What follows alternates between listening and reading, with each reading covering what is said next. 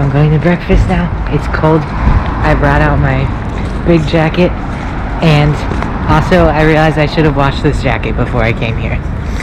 But we're getting breakfast and it'll be fun. So we started our day off at a cafe called David's, where we each got a croissant and a drink. I got a Nutella filled croissant and orange juice. I believe he got a regular croissant and a coffee. I got eggs and bacon and he got an omelet. I think bacon might be the thing I miss most about the US, because all that I've been able to find in Portugal is really thin bacon. So this bacon I had at the cafe, which was pretty similar to US bacon, was a real treat. These garden buildings are called Bosco Verticale. We saw these gardens on our way to see Siro Stadium, and while they were impressive, I later realized that pretty much every balcony in Milan has incredible plants. Also, there was a really cool art exhibit in the subway. We got off at a slightly farther station thinking we would have a beautiful walk to the stadium, but it turns out it was literally just a street with graffiti. So we just saw Siro Stadium from the outside, and now we're seeing a bunch of stuff in the center. We're also seeing a castle, and we will not see the library or the Botanic Garden because we weren't able to get tickets to those. But we're about to take the metro to that area, and we will see. But the stadium is pretty cool, and apparently going to be demolished. So somewhere in the parking lot, they're building the new one. And then in 6 years, they're demolishing the old one. If it's on time, in 6 years, you'll have a different view. After Siro Stadium, we headed back onto the subway to go to Arco della Pace. And on the way there, I realized that the subway we were riding was driverless. And if you rode at the front, it felt like an actual roller coaster. I really enjoyed myself on this subway ride. On the way to Parco Sempione and Arco della Pace, we walked down this beautiful street with a park in the middle. And I got a video of one of, I think, the old wrapped trolley cars, which was dreamy.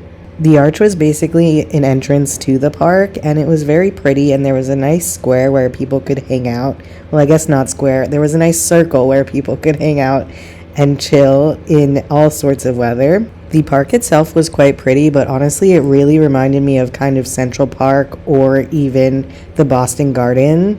The area with the lake and the bridge was absolutely gorgeous, and especially with the falling leaves and all the colors of fall, it was incredible. My background commentary on this video of the rest of the park perfectly describes how I felt. It literally just looks like a big park. We continued walking until we got to Castello Sforzesco. Probably pronounced that wrong, but it's a beautiful fort that's basically right near the park. We decided to skip the museum for this one and just see what was free on the inside and basically like the gardens. We were worried that we had way too much to fit into the day, so this was one we decided to cut out.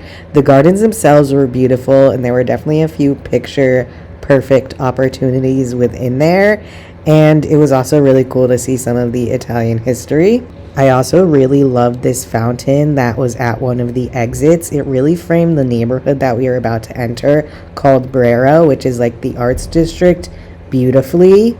We walked through Brera a little bit and headed to Brera Botanico, Pinacoteca di Brera, and Biblioteca Nazionale di Braidense. They're all in one area, and this is the library that we saw first. It had a lot of really beautiful books as well as paintings hanging within it.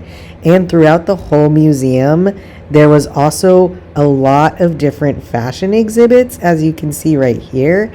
And I'm not even sure I want to call it a museum at this point, because while it did definitely have a lot of old stuff, some of the fashion exhibits were literally from 2022.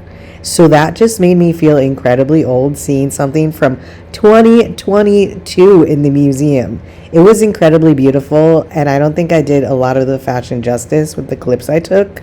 I believe I have transitioned from the Biblioteca into the Pinacoteca, but I'm honestly not sure where one ended and the other started. It was one ticket to get in, and the flow was nice. This is also where they restore paintings, so we got to see like kind of the inside process of the whole thing.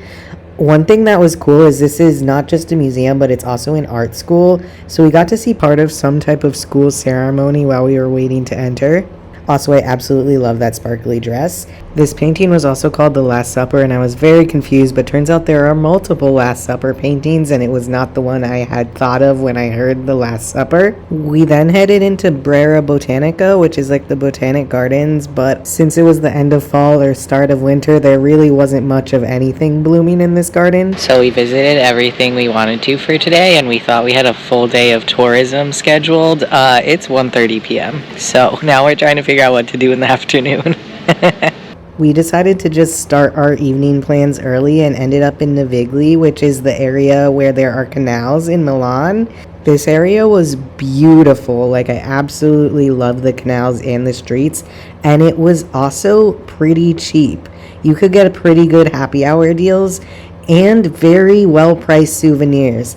Also, seeing those little souvenir carts reminded me a lot of the carts they use in Venice. After a short walk around, we ended up getting some drinks, which came with free chips that were absolutely disgusting. But we had a beautiful view of the canal, and there were heating lamps and blankets. The drink was a little strong, though.